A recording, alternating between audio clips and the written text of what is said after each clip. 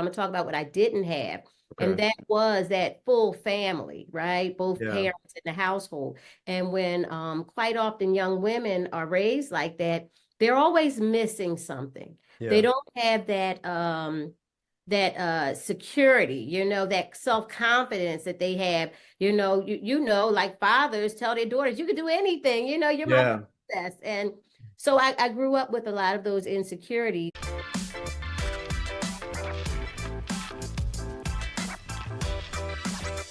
Hello, everyone. This is Baron J. You know why we're here to uplift, amplify, and celebrate Black people, people of color who are giving back in their communities every single day.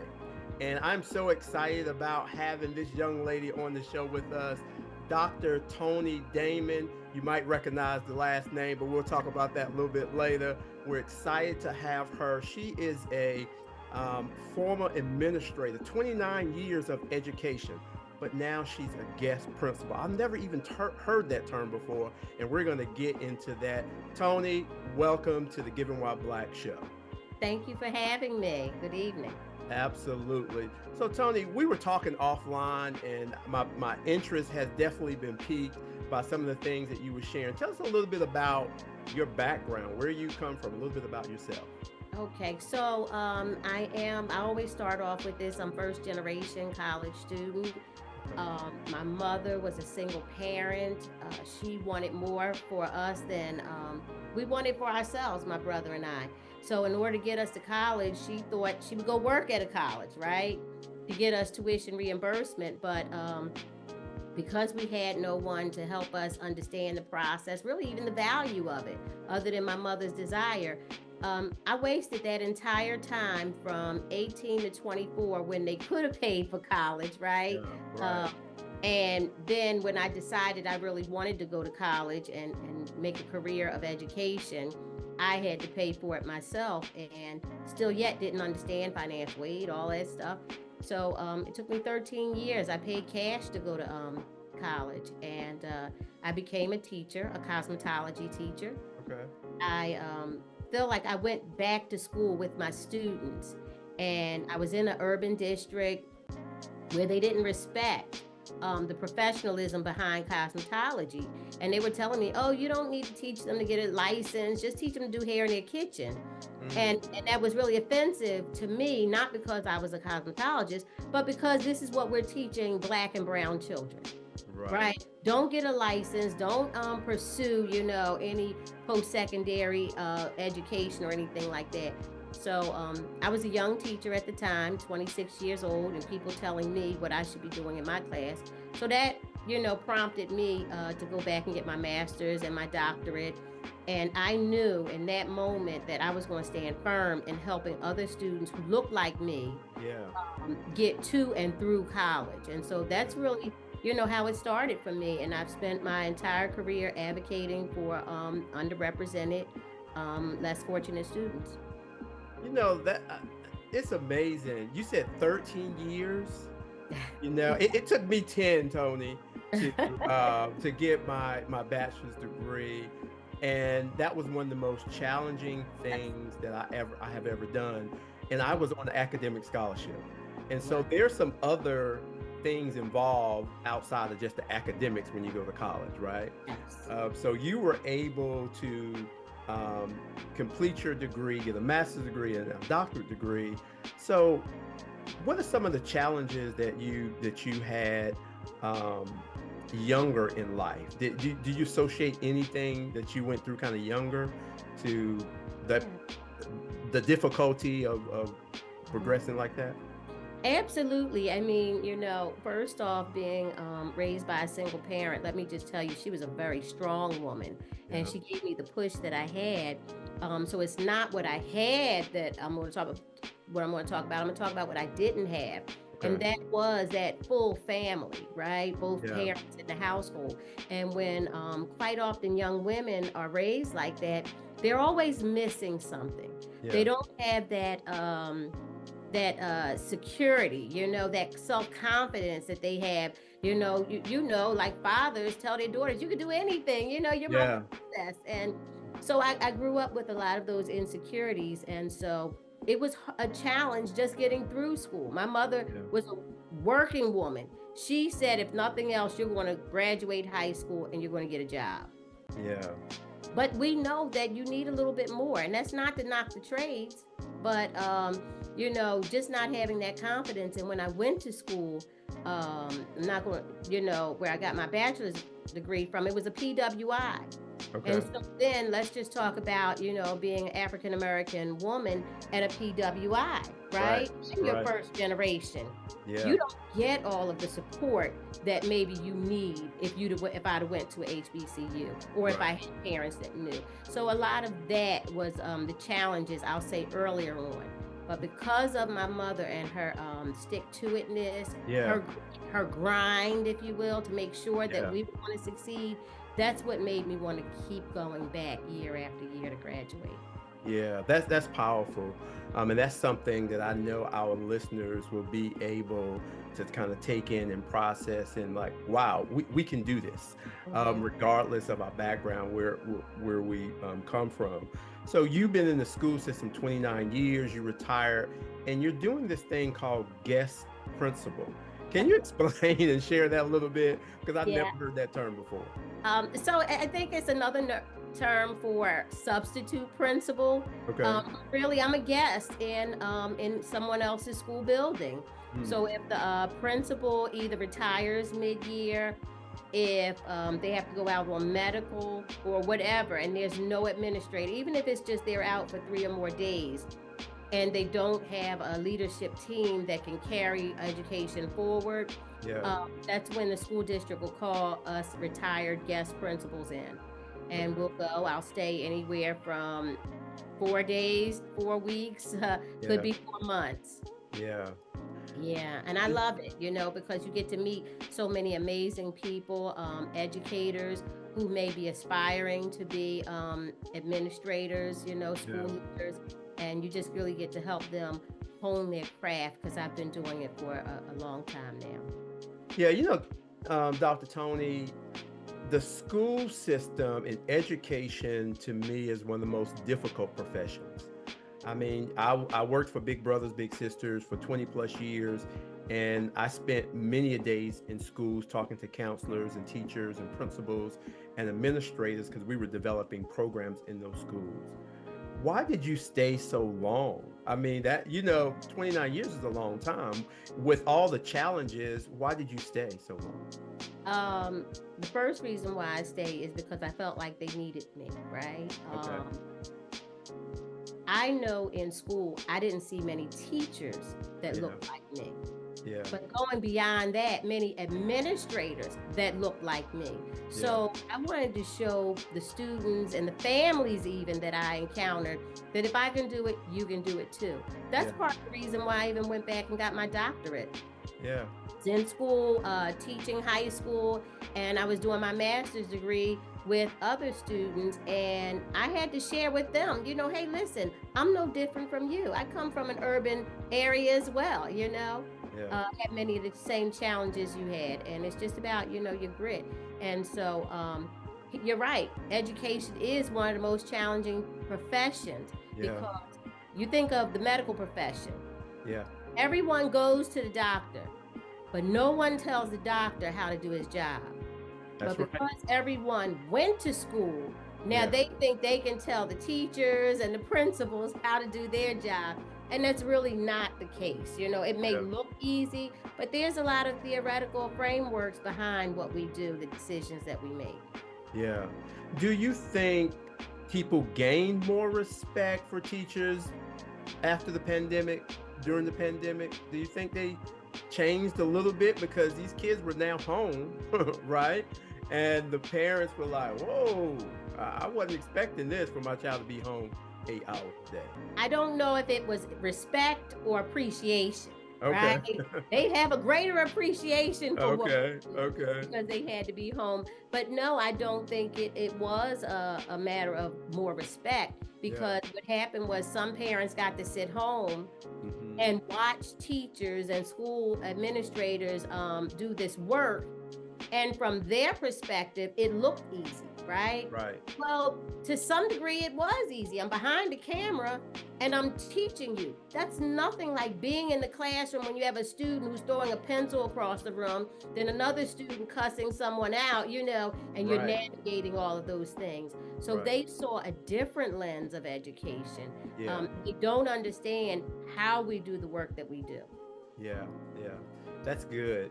And, and I remember having a lot of conversation with counselors at the time, and they said they would, some of the teachers they saw for the first time the disparities from their students. They saw it from a different lens, and they said they didn't want to be on camera because they were embarrassed at their home situation, and that's something they never dealt with before. So it was a lot of interesting dynamics that happened during that time.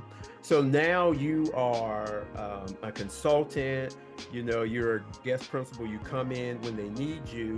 What kind of advice are you sharing with these younger teachers now, today? So I think what I have the most to share with them is the piece about building relationships. Okay. It's not about your content. It's really not about the work.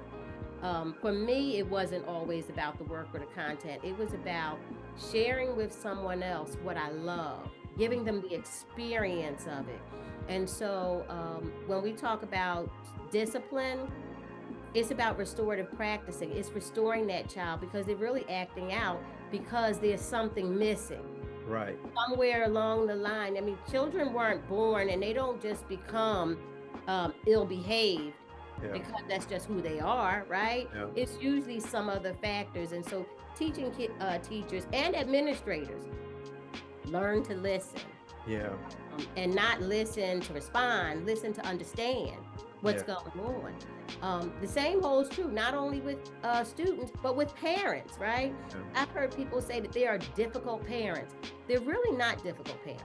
They're Mhm. parents who love their children and want the best for their children, no matter what kind of parent it is.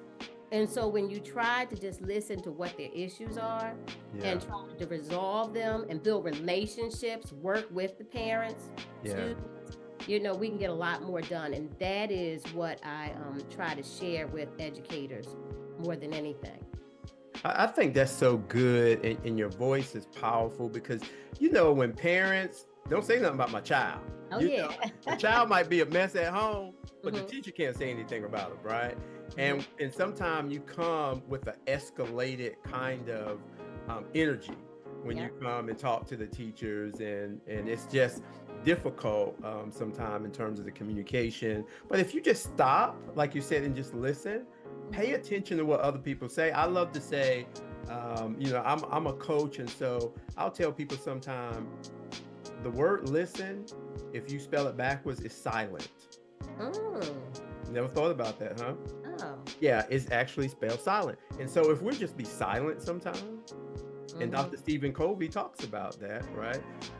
In order for us to understand, we got to listen. We have to understand ourselves. So thank you for sharing that because I think that's really helpful for people who's listening. I want to go back a little bit. You were talking about your mom and the grit. Now, this is a philanthropic show. And Mhm. so, did you learn philanthropy early in your life? Did you see it from your mom and other family members? So it's interesting in retrospect, I'll say yes. But Okay. I mean, thinking back to my 20s, no, not at all. Yeah. I was too selfish and self centered, wasn't thinking about Come anything. on. Um, but when I think back to the village, right? Yeah. Because we were latchkey kids, my brother and I. My mother was working, so we came home, but we had neighbors. We had people who would come in and pour into us, right? People that would bring dinner over, because my mother was still working, things like that. People don't realize it, but that's a form of philanthropy, right? Absolutely. Uh, it's giving back and helping someone that needs help to get ahead. Yeah. So at our house, and it's funny because I didn't realize this, but I did get it from my mom.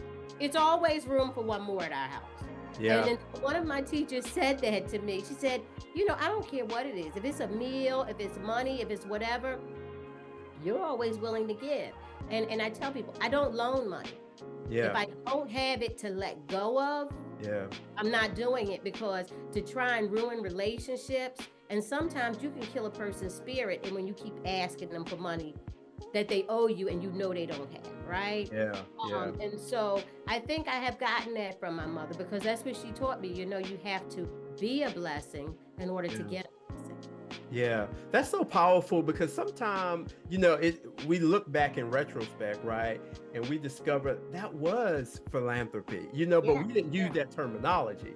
We just absolutely. knew in our community, we can go to our neighbor and get a cup of sugar, we That's can it. get some flour, we can get what we need, or people will come Mhm. over and provide that support. But we've gotten away from that. And one of the reasons why this show is important to me is because I want to help bring some of that back Yeah. when we really took care of each other and the needs that we have. And you said something that I talk about a lot. When I was in my 20s, I was just selfish, right? I didn't care about anybody but myself. I didn't even know what a nonprofit was. Matter of fact, I was like, why would you have something that you can't make money from? Because it was Right. all about how much money I could make. So when did you really feel like you were starting to give back? At what stage in your life you felt that way?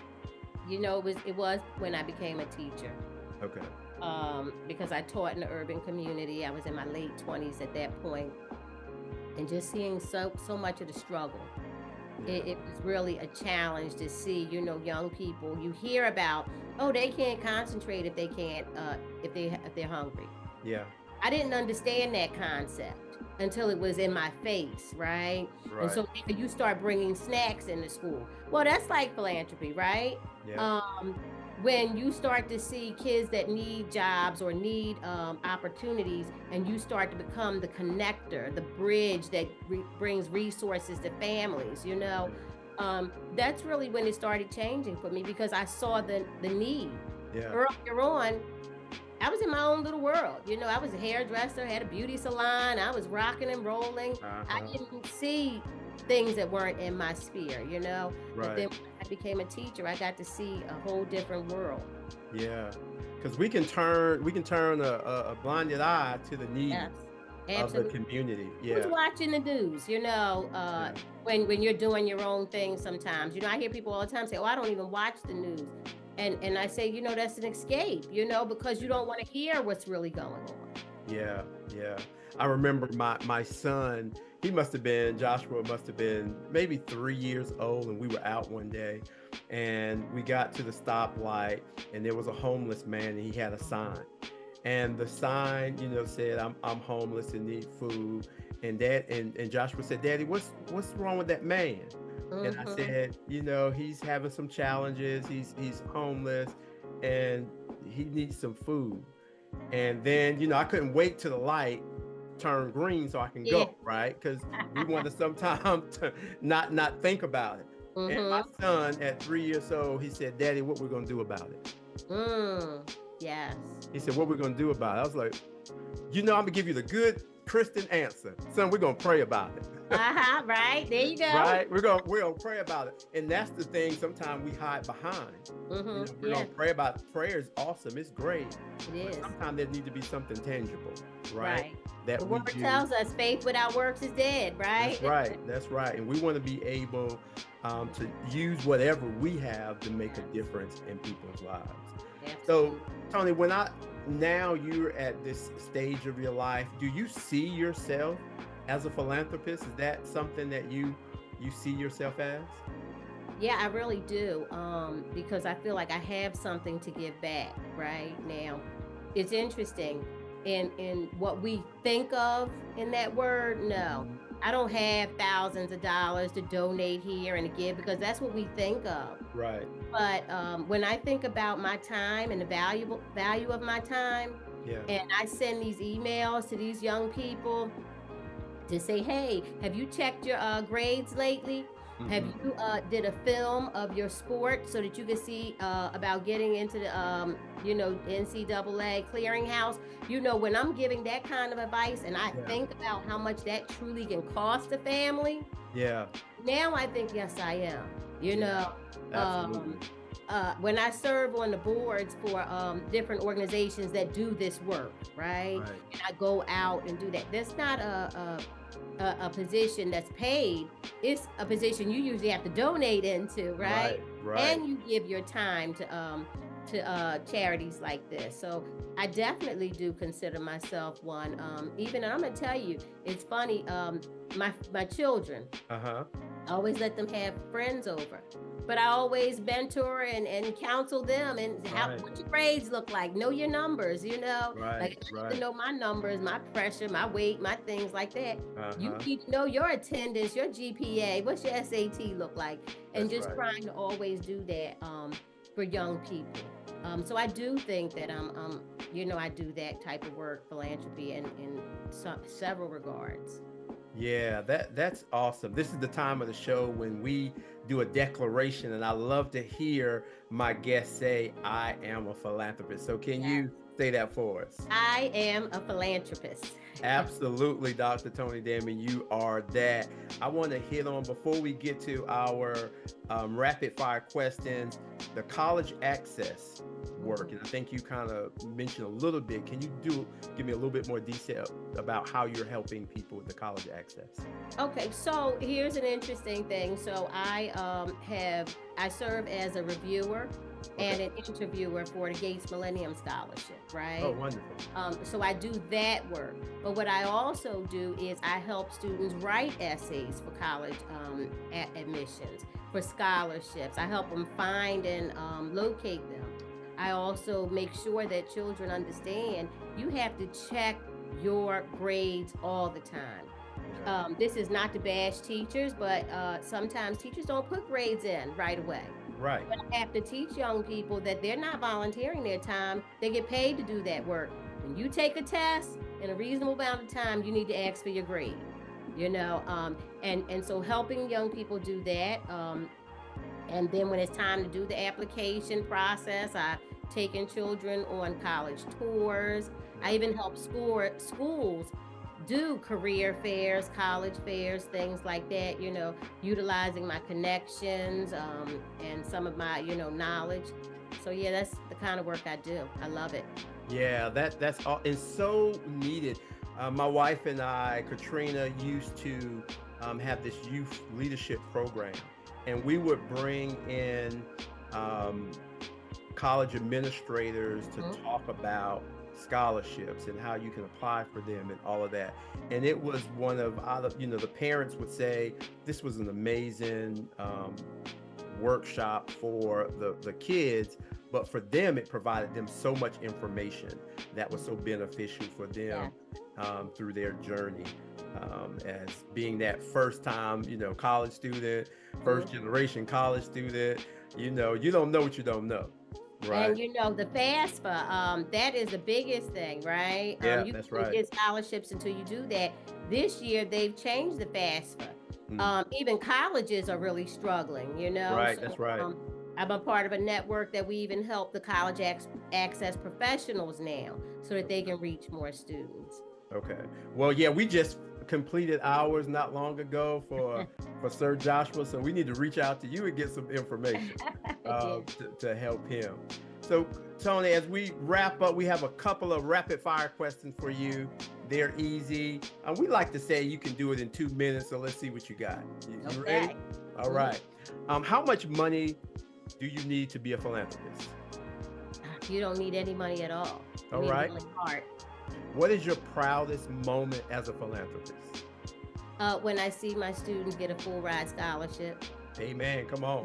What was the hardest thing you ever gave away? uh, Sometimes children, there are some children you just cannot save, Yeah, right? yeah, And to have to, because you'll lose them, you'll lose some other ones with the one. yeah, And sometimes I have to move on, and I'll say that's the hardest thing to do. yeah, yeah, yeah. I wish we can dig into that because I know that's difficult. Yeah, it What is. is the best gift you've ever received? You know what the best gift is? And I actually tell young people Hmm. what they can do. Give back to someone else. Yeah, You don't pay me for this work because you couldn't pay me, right? yeah, But what I tell them is, you're going to be in a position to help somebody else. Please do that. Yeah. And I see them doing it, and then they, post online what they're doing. Yeah. I'm super excited Well, awesome. So, what is the best thing you like about being a philanthropist? What's the best thing you like about it? to see people win. See people win. Yes. Right. And what would be your dream philanthropic gift? If there was a dream, you can just do anything philanthropically. What would it be? Your dream gift? So I would say if I had the money and the resources to have, let's say, one of these organizations, a nonprofit, and I could hire people and make sure they were doing this work and doing it with fidelity, I mean, that would probably be the dream. Yeah. Okay. And the last question is, what is your favorite charity and why? Mm. So I am going to say the one that is my favorite. It's a nonprofit. It's called College Possible. It's a national organization. Now, full transparency, I am on the board, but I'll tell you the reason why it's my favorite is because they make college possible for underrepresented youth in areas where they don't usually have help. And many of these students, not only do they get them in college, but they get them through college. They give them a college coach even in college. And so to me, that's what it's all about. Is that a 501c3, Toni? I'm certain it is. If you can confirm that, we want to donate $100 in your name to wonderful. the College Possible program. Hopefully it is, because the work that you have done has just been tremendous, and I'm so excited we had the opportunity to share. Now, you've won some awards over the last few years. Can you tell us, before we let you go, what awards have you won? Oh my goodness. Well, I guess the one that means most to me is the Lindback Award in Philadelphia, and that was for a distinguished administrator. Because it's not easy being an administrator in a large urban district, and to be recognized for my school community for something like that, that one was the biggest one for me. Well, congratulations to you. And I know it was well deserved, and you can hear from the conversation your heart toward helping people and giving back and making a difference. And what you're doing, I mean, we provided a scholarship for a young man who was undocumented, and he just didn't have any hope of going to college, but he had a 4.9 GPA out of 5-point scale, so he was brilliant. And we ended up giving him a $500 scholarship, and it changed his whole trajectory and how he even thought that someone would actually give. He ended up getting a $80,000 scholarship to Tufts University. Nice. So for over 4 years, he got it completely paid for, $320,000. And he came back and told us, he said, you guys gave me hope that I could get a scholarship from somewhere else. And so that's why I tell people, it doesn't matter. You think $500 doesn't go a long way? Try giving it to somebody. That's right. That's right. And it could make a difference. So thank you again, Dr. Toni Damon, for being here and being our guest. And I know you enjoy this episode and you're going to take a lot from it, but thank you for tuning in. And we're here to uplift, amplify, and celebrate wonderful people like Dr. Toni Damon, who's doing amazing things in their communities. And we can't wait to talk to you. So until next time, have a wonderful day. And remember to always give back. Yes.